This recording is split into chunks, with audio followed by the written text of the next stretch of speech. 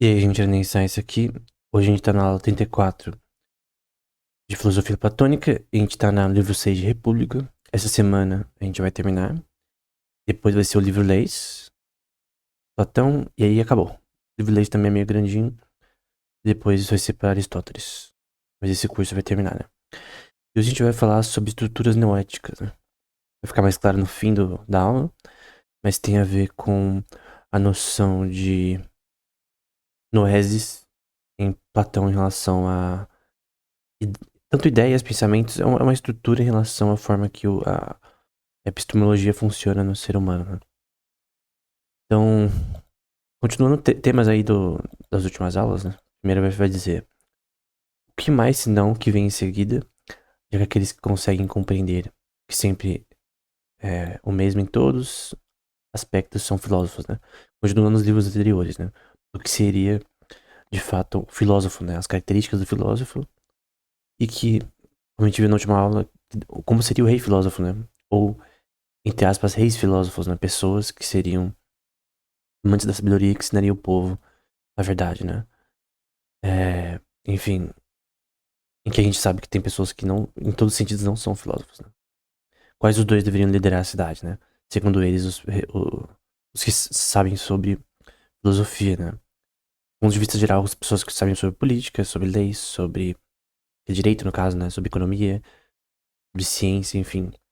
Não pega o termo filósofo como filósofo em si, mas sim como em vários temas associados à filosofia, né? Economia, leis, teorias em relação a isso, né? Com relação a direito, enfim. Porém, isso não se sustenta muito na prática. No estadista a gente vê isso de forma mais clara, né? Porque virtude não pode ser ensinada, né? E virtude é a coisa mais importante de um ser político. Então, se o político ele for alguém que tem conhecimento em vários temas e tal, do que eu falei, em direito, economia, em ciência no geral, em matemática, enfim, e não ser uma pessoa honesta, né? Não adianta ser um rei filósofo, né? As pessoas vão virar um tirano da mesma forma, né? Enfim. Existe alguma objeção que você possa encontrar, então, a uma busca que ninguém pode seguir adequadamente, a menos que naturalmente seja bom em algumas coisas, como em memorizar rápido em aprender, então seria características de um filósofo, né?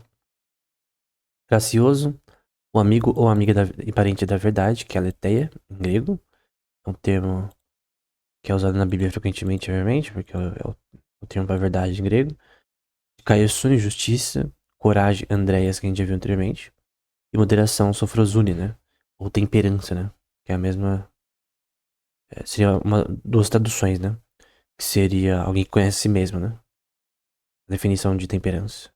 Alguém que conhece seus vícios, seus pecados e consegue os controlar ativamente. Não ser perfeito, mas buscar se controlar, né? Então, amigo da verdade, da justiça, da coragem, e não está presente mesmo na ausência de medo, né? Então, alguém do ponto de vista político que vai lutar pela verdade mesmo que sofra dano, né? Tem uma passagem bíblica que fala sobre isso. É Salmo 15, né? O justo ele vai defender o seu próximo do que é errado, mesmo que ele sofra dano. E o próximo pode ser o povo também, né? Então, Salmo 15, Thomas Jefferson parece que é, via esse salmo como que definia um gentleman, né? Uma pessoa cavalheira, né? Um homem moral, né? Tem essa questão, né? Então, tem a ver com o termo Andréia, que é coragem em grego, né? Então, ele fala de uma coisa que também tem aplicações para hoje em dia, né? Que é o efeito dos sofistas na educação. Então, ou você concorda com a opinião geral que certos jovens são, na verdade, corrompidos por sofistas, e há certos sofistas com influência significativa sobre jovens e os corrompem por ensinos particulares, né? Ele vai falar isso, mas depois de derrubar essa questão, né? Ele vai dizer que os sofistas são aqueles que dizem isso. Que dizem, não, tal pessoa tá ensinando coisas errôneas, né? Coisas imorais, antiéticas e tal. É difícil definir antiético e moral no geral, porque de ser ensinado, né? Porque quem que define isso, né? Quem que define, por exemplo, que certa ideologia é correta e outra não? Porque tem pessoas que definem certas ideologias na minha opinião, por exemplo, são antiéticas, né? São até malignas, né? Porque eu creio que num estado, né, deve ter liberdade. As pessoas têm ideias diferentes, né? Liberdade de expressão. Claro que se alguém ferir outra pessoa e tal, aí vai ser crime. Mas a liberdade de falar o que você pensa é algo normal, né? Enfim. Não são antes as próprias pessoas que dizem isso os maiores sofistas, né? Que tem que ter um controle sobre a educação, um controle sobre o que deve ser ensinado, né? Uma vez que educam de forma mais completa e transformando jovens, velhos, homens, mulheres, precisamente no tipo de pessoas. Aqui é o ponto central, né? Vou até pôr em verde aqui. O tipo de pessoas que eles querem que sejam, né? Então o sofista ele tenta induzir seus alunos não a pensar criticamente, a discordar dele, mas a aceitar tudo o que ele diz, e se ele não aceitar o que ele diz tá errado. Tem professores que são assim, né? Eu acho esse um jeito errado de ensinar, né? Tipo, quando eu ensinava presencialmente, né, em informática, inglês, cara, o aluno discordava de mim, eu aceitava, tem opiniões diferentes, né? Eu vou ensinar o que eu sei e o aluno, ele se vira pra depois pensar o que ele acha correto ou não, enfim. É assim que tem que ser, liberdade, né? E que no geral o ser humano não busca a virtude, né? Então não, de fato seria muito tolo até mesmo tentar se opor a eles. Pois não se houve no passado nem haverá no futuro ninguém com, aí o termo ethos, né? Que é caráter, né? Ninguém com caráter tão incomum que tenha sido educado para a virtude, né? Então ninguém pode ser virtuoso exaustivamente, né? Só Deus, né? Apesar da educação, né? Paideia aqui, né? Tem a ver com o termo também para usado para jovem, criança, né? Contrário que recebeu da multidão, quero dizer um caráter humano, né? Então, você pode até ensinar uma pessoa o certo e o errado, né? Não se necessariamente ele vai seguir, né? Eu citei em outra aula, é, eu fiz um curso de História da Filosofia antes de fazer esse curso aqui, por exemplo. História da Filosofia do Ronald H. Nash, né? Que era um teólogo, também filósofo. Infelizmente, não, felizmente, né? Eu fui pra eternidade, né? É, então, ele também era um cara bem antigo, né? Acho que ele nasceu em 1935, alguma coisa assim. E tem uma aula dele, Biblical Training, que ele é um cara. Não lembro qual universidade, né? Ele ensinava nos Estados Unidos, né? Mas alguém com doutorado em filosofia e tal, alguém que escreveu diversos livros nesse contexto, de economia também, economia austríaca também. É um teólogo na área de economia austríaca, né? E um ponto que ele falava em relação a esse tema é que ele ensinava ética, né? Na universidade, nos Estados Unidos. Ele ensinava também às vezes na Inglaterra. Ele tinha um aluno que vivia da forma que queria, cara. Ele tava fazendo um curso de ética, sendo ensinado do que certo e errado. Ele vivia em festas, bebidas e coisa do tipo, né? De forma bem, assim, exagerada, né? Ficando 42 horas virado, bebendo, né?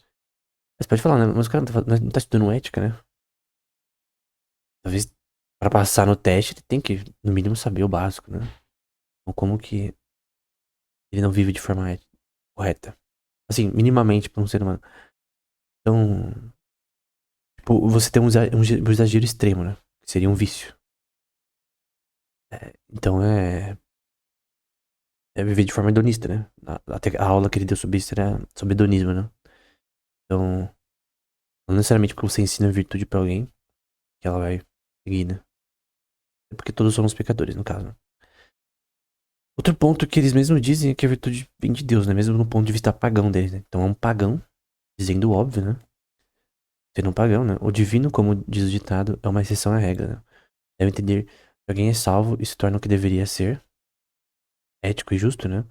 Sob nossas constituições, nossas visões atuais, né? Ele foi salvo, você poderia dizer que com razão, por uma dispensação divina, né?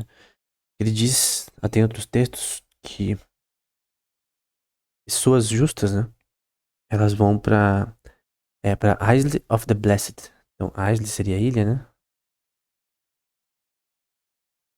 Tô escrevendo tudo torto aqui. Tô pensando em grego, eu fiz um iota ali. Isle, em inglês no caso. Of the Blessed.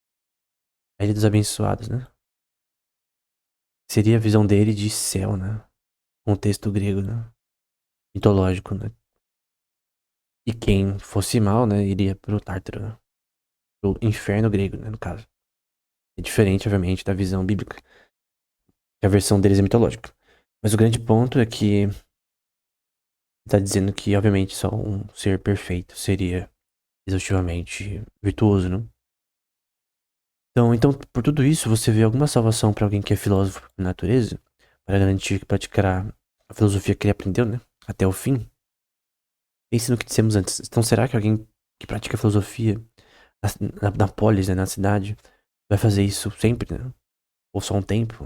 Ou vai virar um Trasimon com Critias, que vai adotar quase um nihilismo, né? Eu que faço as leis, eu que faço o que eu quiser, não existe moral absoluta, né?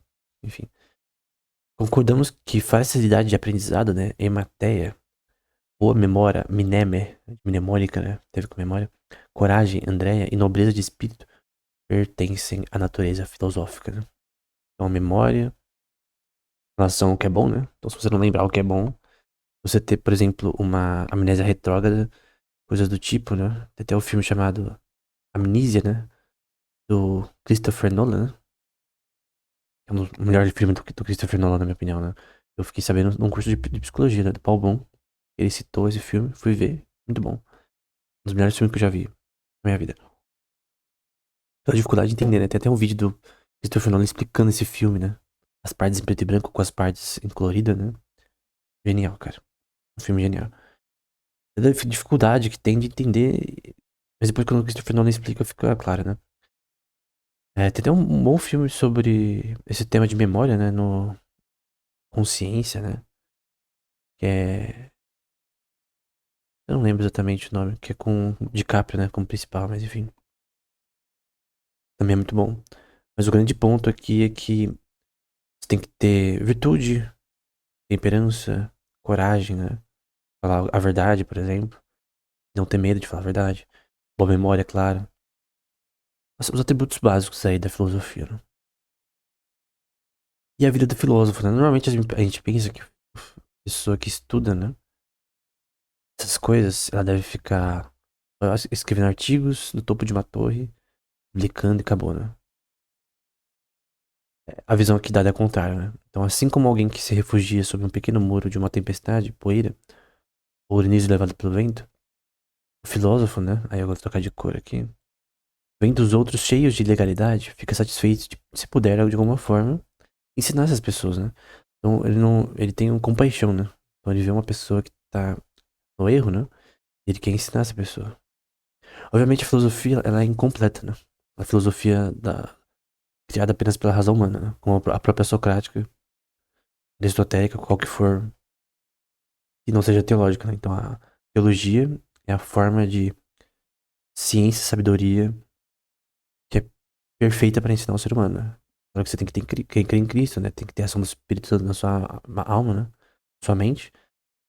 Mas o grande ponto é que o filósofo ele não deve ficar numa caverna sem compartilhar o seu conhecimento com os outros, né?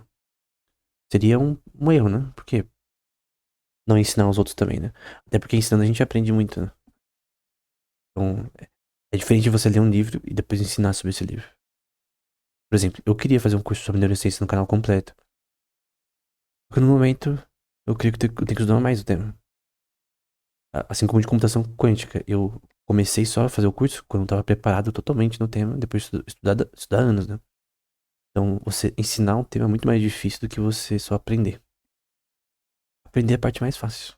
Saber o conteúdo de um livro. Agora, escrever um livro que vai além do tema, que discorda com argumentos de outras pessoas, é outra coisa. É tipo, é outra vibe. Isso que você ensinar as coisas de uma forma simples demanda não só conhecer, mas raciocinar sobre o tema, né? Não ser só um papagaio, né? Do tema também. Então, viver sua vida presente livre de injustiças e atos ímpios. E a partir dela com uma boa esperança, né? Então, até Judas, né? É uma epístola antes de Apocalipse, né? Não é o Judas Iscariotes, mas é o Judas que, irmão de Jesus, que escreveu. É uma epístola da Bíblia, né? Novo Testamento que fala sobre como a pessoa que salva alguém das trevas, né? Eu tô parafraseando. É como se tirasse alguém do fogo, né? Então, é algo bem importante, né? E aí vai falar essa questão, né? Será que o rei filósofo existe mesmo, né? Não é nada comparado a todo o tempo, mesmo assim, não é de se admirar que a maioria das pessoas não se convence de nossos argumentos, né? Isso é muito comum, por exemplo, em Hipias e Protágoras, né? Então, às vezes, ficam criticando Sócrates, falando que os argumentos dele usam uma forma de enganação, de tentar, na verdade, contrariar os outros falando uma mentira.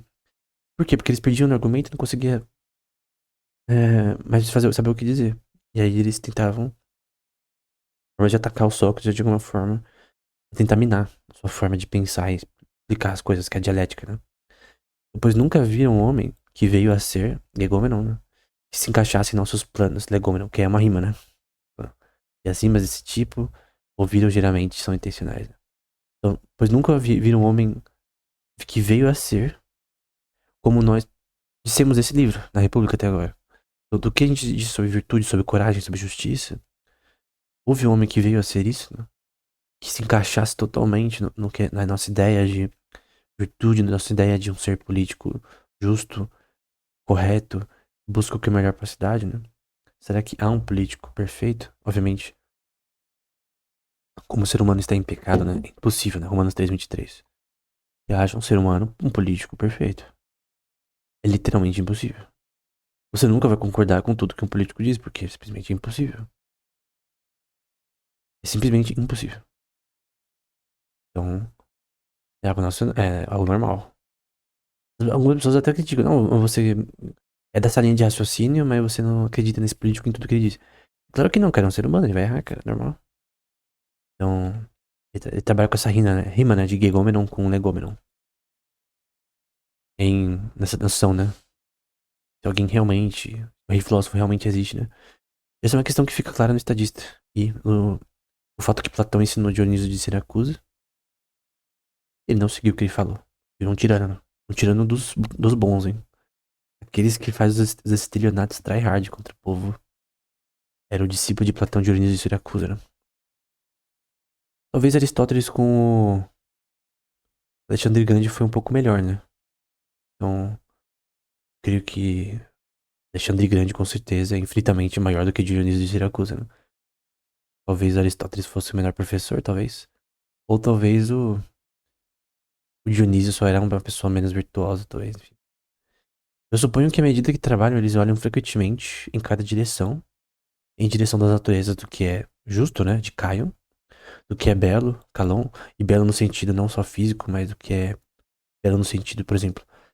Leis boas, elas são ditas como belas. Porque elas cumprem essa função. Por isso elas são belas. Elas não são grotescas. Ao contrário de Calon aqui, talvez. É o termo mais interessante. Não seriam terríveis, né? Feias, né?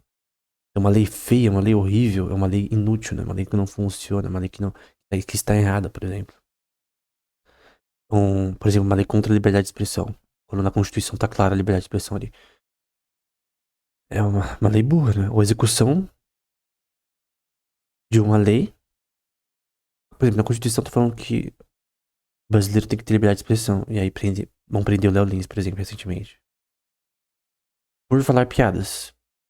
Piadas que em Poética de Aristóteles é o termo a mimesis do vil, né? Representação do vil. Então você tem que representar o que é mal nesse mundo de uma forma cômica. Essa é a definição de comédia. Então vai proibir a comédia no país. Enfim. Então, o que é Calon, né? Belo. O que é moderado, tipo, temperança, né? De Sófron. E coisas do tipo, por um lado, em direção àquelas que estão tentando colocar vocês. Então, vamos tirar o termo filósofo, né? As pessoas que realmente são sábias, que buscam sabedoria, que buscam o bom senso do que é justo, do que é belo, do que é moderado, vão buscar guiar a cidade a esses termos, né? Ensinar o que é justo, ensinar o que é moderado. Você, por exemplo, do ponto de vista político, você ser moderado no sentido de que você não se move nas coisas rapidamente, né? Então, tal pessoa fez isso. Será que fez mesmo? Vamos tentar entender isso daqui. Você não ser dado à ira, de você não ser dado a falta também de você buscar dizer a verdade de forma concreta, enfim. Ele cita uma coisa com relação a Aquiles, né? É uma passagem da Ilíada, no primeiro livro, né? E lembra Imago Dei, em relação à imagem de Deus no ser humano, né? Só que aqui, obviamente, eles estão citando do ponto de vista pagão, né? Às vezes os pagãos falam umas coisas que fazem sentido de certa forma, né? Obviamente, são pagãos, né? Mas enfim. E dessa forma, eles misturariam, combinariam os vários tipos e modos de vida na cidade, até produzirem uma imagem humana, né? Baseada no que Romero também chamou de forma e imagem divinas, né? Coisa que lembra Imago Dei, né? A imagem divina no ser humano, que, por exemplo, a característica, a possibilidade do ser humano ter níveis, obviamente, ainda em pecado, de bondade, de justiça, de entender o que significa, né? De temperança, de amor ao próximo. Tudo isso faz parte da imagem divina projetada no ser humano.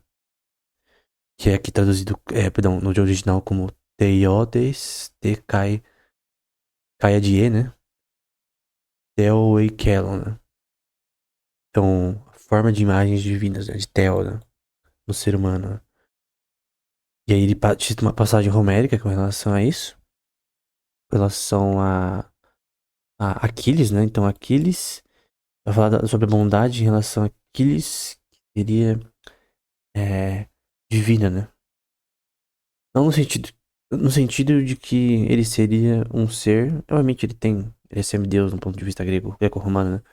Mas do ponto de vista que ele tem uma imagem divina impressa nele, embora sendo um ser humano.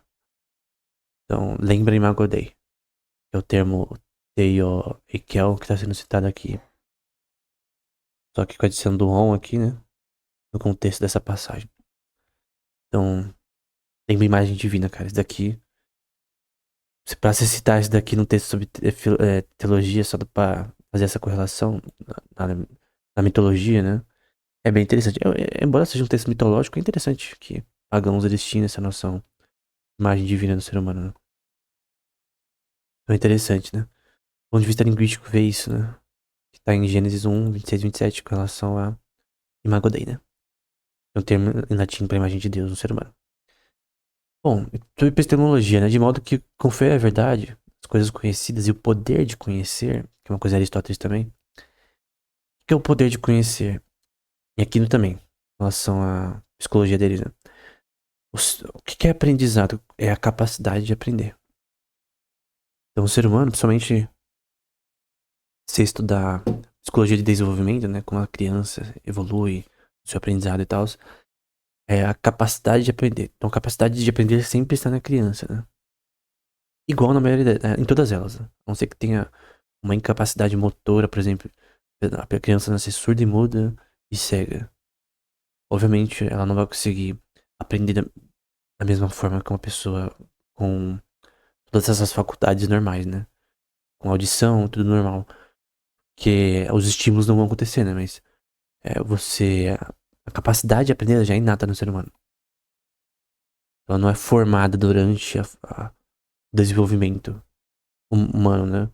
O cérebro já tem a capacidade de aprender inata, linguagem, por exemplo, aprender a andar, aprender noções de formas, né? Da teoria de formas de Platão, do que é justiça, do que é certo e errado.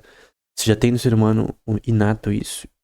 E mesmo que você não ensine completamente as coisas, o que é certo e errado, a criança pode vir a conceber pela sua própria consciência que machucar uma amiga é errado, por exemplo.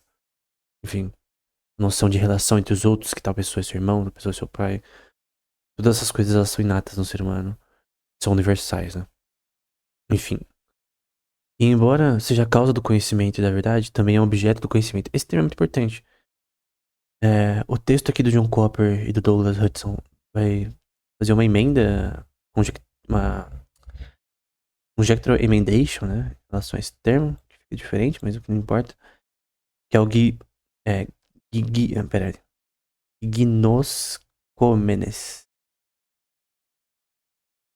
Gignoscomenes, é a palavra mais difícil. Objeto do conhecimento nesse contexto. Tanto o conhecimento de gnosios, né? Quanto a verdade, aleteias, são coisas belas, né? Calion. Mas o bem é o outro e mais belo do que eles, né? Que é justo, que é correto. Leis justas e corretas, por exemplo. Você agir de forma virtuosa, por exemplo, com caráter, né? É algo belo, né? É algo calon, né? Que é o termo que a gente já viu relacionado a isso, né? Carmides, acho que a gente viu sobre isso. Portanto, você também deve dizer que os objetos do conhecimento, né? O gignoscomenos não somente devem ser reconhecidos ao bem, mas seu ser ou cian, é de ser, também é devido a ele. O ser associado ao conhecimento inato do ser humano e a capacidade de aprender. Embora o bem não seja o ser, mas superior a ele em posição e poder. Do ponto de vista que existe anti-rei, né? Existe antes do ser humano, já existe a noção de bem e errado, certo e errado, dedicado em Deus. Então, se alguém for ateu, ele não vai crer nisso, né? Ele vai acreditar que o conhecimento ele vem em Ré. Então, em Ré. Que seria o ser humano que cria isso da sua própria cabeça. Não seria eterno e imutável, né? Noção de certo e errado, por exemplo. Mas qualquer pessoa que acredita em Deus, no caso, tem essa noção, né? E aí a parte mais interessante, né? A estrutura noética, né? Então, entendimento, o termo para entendimento que a gente já viu em outras aulas é noesis. Pensamento de dianoia. Crença, ou na Bíblia é fé, né? Mas aqui nesse contexto é crença. Pistes e imaginação. Eikasia, né? Do ponto de vista teológico, né? A gente também tem a fidúcia, que é confiança. Vamos ver se eu consigo lembrar. Notícia é o conteúdo da fé. Fidúcia, notícia e ascensio. Eu acho que eu não vou lembrar. É com dois S. Que fidúcia é confiança, é usada na Bíblia Latina algumas vezes. Notícia é conteúdo da fé, ou conteúdo de alguma coisa, né? Não é noticiar, não é notícia. E ascensio tem a ver com a confirmação na sua mente da fé. Por que eu tô citando esses termos? Porque eles estão relacionados a esse contexto. Só que aquilo no contexto teológico, né? Teológico. E a outra no contexto noético. Da razão humana. Então você pode ter crenças, por exemplo, você tem crenças. Vamos supor que alguém que tenha crença na teoria da evolução. É uma crença. Então, uma pistes. Crê nas hipóteses, um conjunto de hipóteses X, N. Você acredita nela como verdade. V de verdade. Imaginação. Por exemplo, eu posso imaginar na minha mente um filme que eu assisti no passado, ou eu posso imaginar coisas, ideias, palavras ou imagens. Então, eu posso imaginar o termo maçã na minha mente. Eu lembro, por exemplo, a pessoa pode lembrar de imagens do passado, das suas lembranças, né? Enfim. E a forma de imaginação mais pura é nos sonhos, né? Porque nossa imaginação ela emerge de uma forma visível, mas dentro da chamada de dianoia, né? Não, dianoia, né? Dianoia. Então, os sonhos, eles têm uma conjunção de imaginações e pensamentos que criam uma realidade que não existe, né? Eu já sonhei com tanta coisa, né? Se alguém lê o livro, acho que é Drashk Munha, do canal, um dos nossos livros publicados na Amazon, né? São três que são histórias fictícias, né? Tem um que é chamado Drashk Munha, que são vários contos aí no contexto da história e do reino chamado Ymir, né? Só que lê a introdução, né? Você vai ver um pouco sobre. Vou falar um pouco sobre sonhos que eu tive na minha vida, né? Eu tive muitos sonhos, né? Desde a infância e tal, o que eu lembro, né? Todo mundo tem, né? É legal se lembrar, você falar sobre eles e tal. Só que é uma junção de imaginação, pensamento. E pode talvez ter um conjunto de crenças que leva nós a sonharmos certas coisas, né? Coisas que a gente viu e tal. O entendimento é noésia, né? Então daí que vem o termo noética, né? Estrutura de pensamento, né? Do ponto de vista teológico, com relação à crença em Deus, a gente tem tudo isso daí, mas também a gente tem a noção de fiducia, notícia e essência. Eu já escrevi sobre isso e Resquícios na Natureza Divina, volume 6. Eu entendo então que, como dissemos, existem. Sócrates dizendo, tá? Essas duas coisas, uma soberana, do tipo e lugar inteligíveis, a outra visível. Né? Orato, não digo do céu ou Urano, Urano significa céu, e orato é visível, para não parecer que estou bancando sofista com o nome. De qualquer forma, você tem dois tipos de coisas: visíveis, orato, e inteligíveis, noeton, né? Então ele tá falando que tem um mundo inteligível, aquele que eu posso conhecer, que eu posso ver, que eu posso pensar sobre, que eu posso entender de uma forma existencial e prática, só que do ponto de vista conceptual, e o que eu posso ver apenas. Então, o que eu posso ver com meus sentidos, né? Que eu posso ver o céu com meus sentidos. Mas, por exemplo, o céu do ponto de vista teológico, né? Eu não vejo com meus olhos, mas eu posso pensar, né? Não é tão, né?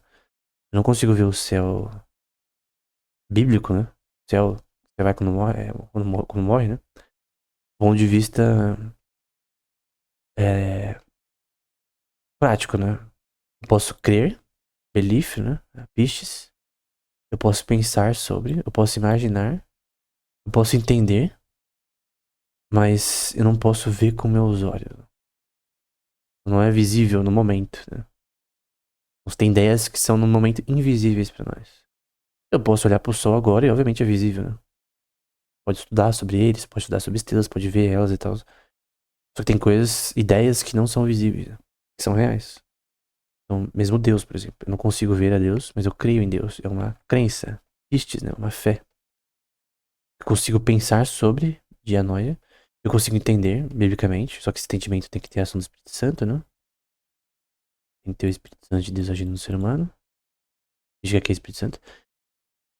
Eu posso imaginar o céu como é. E tentar explicar de uma forma linguística, né? Enfim, essa questão noética é uma questão de como funciona a estrutura do pensamento humano, né? Do ponto de vista linguístico, não apenas filosófico. Tem uma explicação dos autores aqui, do tradutor. A forma de falar do Sócrates aqui, né, pode ser sobre a semelhança sonora de rima, né, entre Urano, o céu, e Orato, visível, que a gente viu aqui, né? Orato e Urano. Mas provavelmente Sócrates se refere ao fato de que Urano parece conter a palavra nu, de Noésis, né? Nossa palavra aqui, nu, de Noésis. A gente viu aqui, Noésis. Aqui é a opinião do autor, tá? Tem a ver com isso. Não necessariamente tá certo.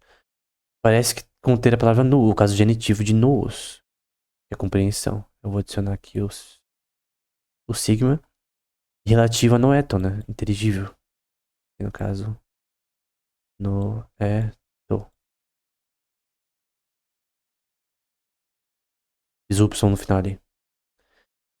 Então, nesse caso, o termo é, seria associado a um mundo que você consegue compreender e consegue ver. Tem uma compreensão que é ideias, né? O mundo inteligível, noético, e o mundo físico, né? Que você consegue ver com seus olhos, que você consegue estudar com seus olhos, experimentalmente. Mas não é porque. Tem pessoas que talvez vão só crer no mundo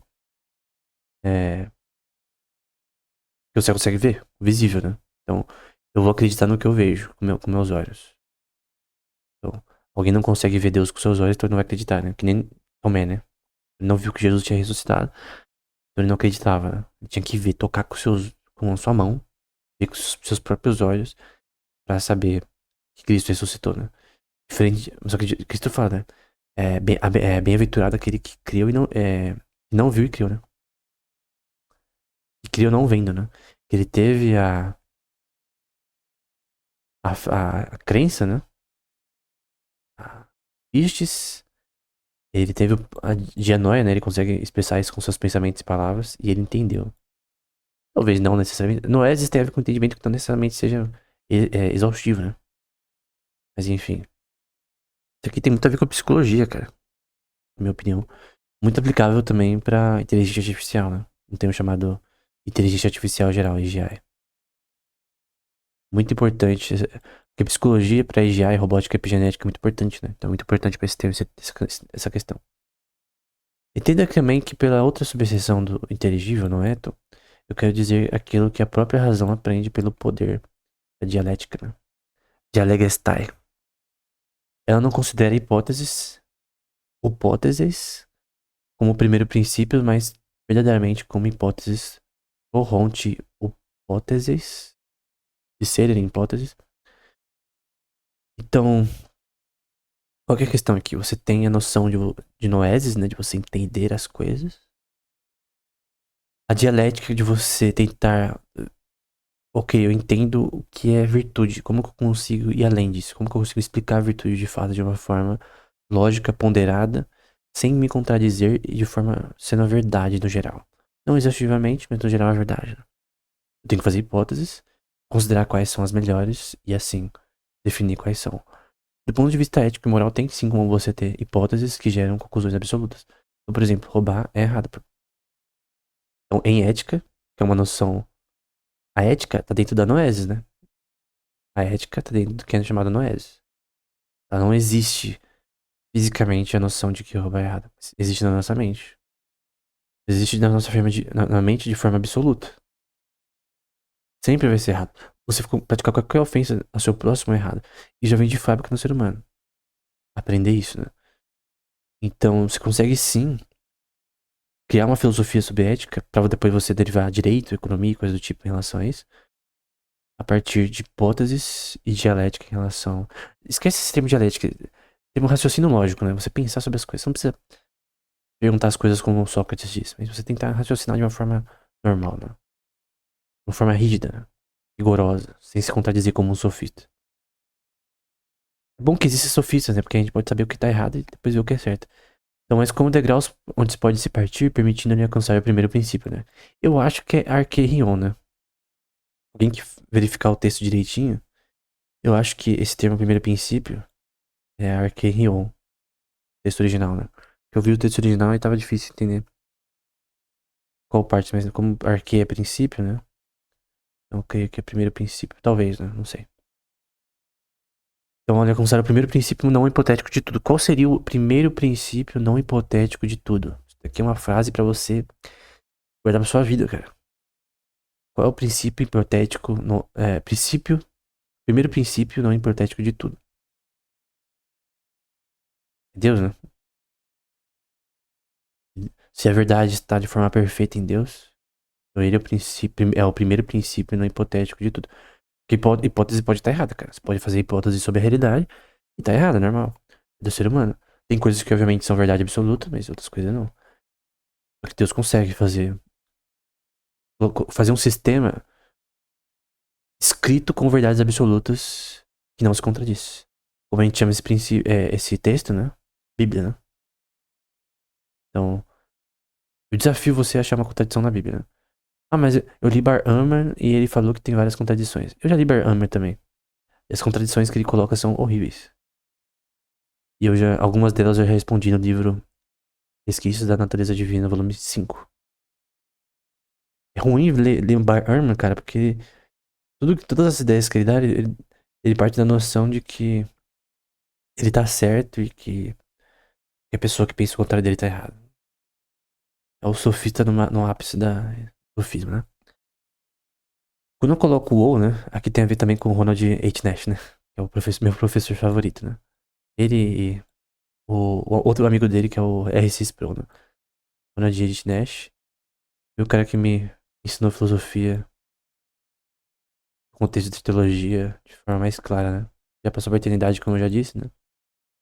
Mas pra mim foi meu maior professor humano, né? Porque, obviamente, o Espírito Santo sempre nos ensina. Sem ele, seria impossível qualquer vídeo desse canal existir. Ou dos meus livros, né? Mas enfim. É Deus que nos guia, né? E nos move nesse contexto, né? Mas essa frase aqui é muito importante. Tendo compreendido este princípio, ele se inverte e mantendo o que dele decorre, chega a uma conclusão sem fazer uso de nada divisível. Mas aqui guarda essa parte, cara. Desse curso até agora. Se você guardar essa parte, é o suficiente. Sobre a teoria das formas. Mas apenas as próprias formas e ideias, passando de formas em formas e terminando em formas. Age. Então você tem formas, um ciclo de formas. Então você tem noção, por exemplo, de ética, a noção de virtude, a noção de justiça, a noção de o que é moral. Que não é ilegal do ponto de vista político, mas que é imoral. O que é moral do ponto de vista humano. Por exemplo, é óbvio que você não pode sair nu na rua. Por quê? Porque é imoral. Porque isso é grotesco, isso é imoral, cara. Isso é algo totalmente imoral para um ser humano. Então, o que que é justo? Por exemplo, roubar é injusto. Você está ofendendo seu próximo, tomando algo que não é seu. Propriedade privada, né? O que não é virtuoso, por exemplo, você é, tratar uma pessoa de forma ríspida, sem motivo, é algo antiético, não virtuoso, é algo que não é legal de se fazer, né? E você tem formas que passam de formas no sentido de que elas se relacionam, né?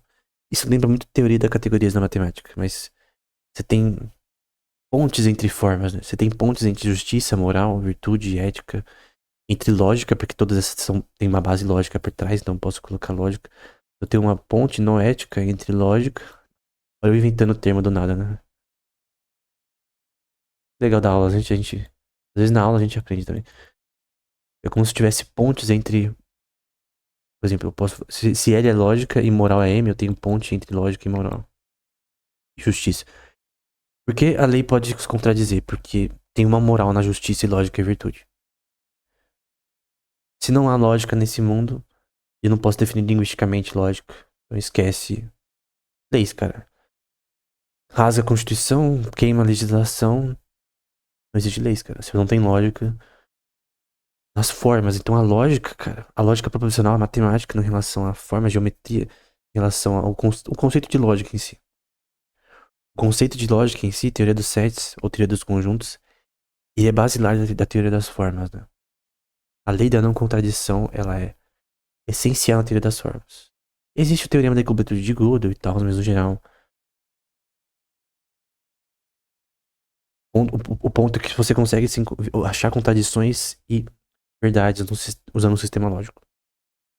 Embora você pode usar esse sistema lógico para se contradizer, mesmo estando usando o seu sistema de forma correta, né? Mas, cara, mesmo uma contradição, uma coisa como o teorema da incompletude de Gödel ou o paradoxo de Russell, cara, mesmo com isso, você consegue definir que, por exemplo, se um objeto matemático ele tá dentro do domínio e fora dele, né? Ele tá dentro do domínio e fora ao mesmo tempo, né? O que é uma contradição, né? Que não deveria um objeto matemático estar dentro do domínio e fora ao mesmo tempo, que seria uma contradição.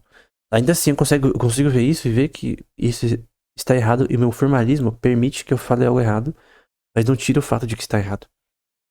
Então, o teorema da incompletude de Gödel não tira o princípio da lógica, a teoria das formas, né? E aqui, cara, nesse momento, esse é o melhor livro da República. Talvez essas são as melhores passagens em Platão como um todo, em Sócrates, cara. Tem parte que ele fala merda, tem parte que ele fala muita coisa mais ou menos. Aqui ele tá no seu ápice de falar coisas corretas, né? Sua posição é mais adequada. Assim, existem 4 condições na alma correspondendo à consciência, né? Correspondendo às 4 subseções da nossa linha. Vamos lá. Bem azul. Compreensão, que é noesis. Pensamento, dianoia. Crença, pistin. E imaginação, eucaisia, né? Que a gente viu anteriormente. Organize-as em uma proporção. Considere cada uma. Compartilhe a clareza. Clareza, né? Tem que ser clara. Lógica, né? Na medida em que a subseção sobre a qual está situado compartilha a verdade, né? Então, em toda essa estrutura da noesis, da dianoia, da pistin, da eucaisia, né? Você tem que ter clareza lógica, né? Você consegue fazer leis, por exemplo, que são contraditórias, eu posso compreender que elas são contraditórias, eu posso pensar que elas são contraditórias, eu posso fazer hipóteses e ter uma crença em relação a elas serem contraditórias, eu posso imaginar, conceber e depois falar que elas são contraditórias. Então essa é a estrutura noética da mente humana. Tem a imago Dei envolvida aí, tem a razão humana envolvida na que é chamado por 2 Pedro de natureza divina impressa no ser humano, né? Obviamente, sua compreensão, seu pensamento, sua crença e sua imaginação, ela vai ser ela é corrompida pelo pecado, Romanos 3:23. Mas o Espírito Santo age sobre as três, sobre a nossa mente, sobre a nossa alma, né? Sobre a nossa consciência. Alma, alma e espírito, vamos pegar um termo e juntar pra consciência. Então, só consciência que é um termo que faz mais sentido pro ser humano. Você consegue entender melhor. Consciência. Embora o ser humano seja tripartite, né? Primeira Tessalonicenses 5:23, corpo, alma e espírito, vamos chamar de consciência.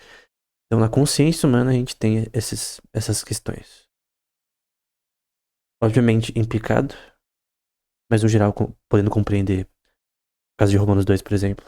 O que é justiça, o que é errado, o que é certo. De forma correta, né? Então, pra mim, essa é a passagem. É a mais importante em todos os livros de Platão, cara. Todos.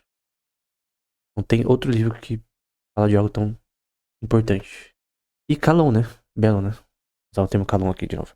Então é Noesis, Dianoia, Pistes e Ocasia. Em teologia a gente também tem a Fidúcia, Notícia e Ascêncio, né? São termos que eu ouvi do R6 Pro, também já passou por eternidade, né? Os meus 2 maiores professores, né? R6 Pro e Ronald J. Nash, né? Felizmente já passaram por eternidade, né? Felizmente, né? Citei uma epístola de Paulo implicitamente. Então, cara, na minha opinião, essa aula é a mais importante. Estruturas noéticas, cara. Eu lembro de uma aula do Ronald Nash falando sobre isso, né? Noetic Structure. Por isso que eu dei esse título pra aula, né? Ele deu, uma das aulas que ele deu, né? Sobre esse tema, tá gravadas, obviamente, né? Eu vi a gravação. Curso dele de filosofia, né? Ele fala sobre estruturas noéticas, né? De uma forma diferente do que eu falei aqui, mas até melhor do que eu falei aqui, né? Então, pra mim, esse é o tema mais interessante. E você pode avançar nisso aqui também. A gente não pode só parar no que a gente viu aqui. Tudo que a gente lê, a gente tem que ir além, né? Então, aqui ele pegou Aristóteles e outros autores anteriores e ele avançou nos temas em relação ao que eles falavam, esmagando esses temas com teologia, né? Então, tem horas que ele fala que usa, na verdade, metafísica e física, que são livros de Aristóteles, como objeção, né? Falando que tem coisas erradas ali e corrigindo, né? Então, o que a gente tem que ir além desses autores e melhorar o que eles construíram, né? Eles já deixaram tudo pra nós aqui. Então, se tem algo importante na teoria das formas, você pegar tudo que eu falei, que você não entendeu nada dessa aula, você pegar tudo de uma vez. Daqui você pode ir lá pra um professor, pra seu grupinho de estudos na faculdade, na escola. Se você for falar sobre teoria das formas, você tem que falar sobre estruturas noéticas, cara. Lembra esses 4 termos? Se você falar sobre teologia, você pode lembrar de Notícia, Ascêncio e Fidúcia. E se você ter esses pontos, você já tem estruturas noéticas o suficiente pra fazer uma epistemologia, né? E falar sobre o tema, né? São coisas linguísticas, não é uma coisa que tipo, será que isso é verdade? Não. São coisas linguísticas que são óbvias no ser humano. É claro que o ser humano tem capacidade de compreensão, pensamento, crenças, imaginação. É óbvio. Precisa pensar muito sobre isso, né? Você vai negar que o ser humano pode imaginar e compreender coisas, né? Tá compreendendo o que eu tô falando, né? Tem questões no seu cérebro, né? Que é a área de Wernicke, de Broca e de Geswind, né? Que permite você processar a linguagem falada, né? Sem essas áreas funcionando no seu cérebro, você não entenderia o que eu tô falando. Que é chamada de afasia, né? Uma doença, patologia. Então a afasia não permite que você compreenda, por exemplo, palavras, ou talvez produza palavras. Tem vários tipos de afasia, né? Então o fato que você está compreendendo o que eu estou falando, quer dizer que não tem nada errado com a sua noese, né? Alguns tipos de afasia você consegue entender, mas não consegue expressar. Você consegue compreender no seu pensamento, mas não consegue expressar na linguagem, né? Infelizmente, né? Então tomara que tenha forma de corrigir isso, né, na medicina. De repente, orando sobre uma pessoa também, né?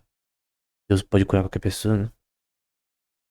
Qualquer patologia, mas o ponto é que a fase é uma patologia que afeta essas áreas de Wernicke e Broca, de certa forma, né?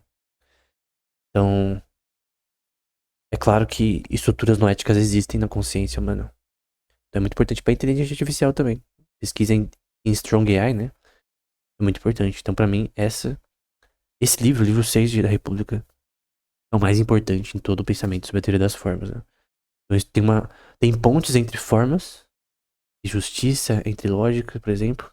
A lógica seria a base dessas pontes. E tem ciclos de formas, né? Enfim, é isso. Até o próximo episódio.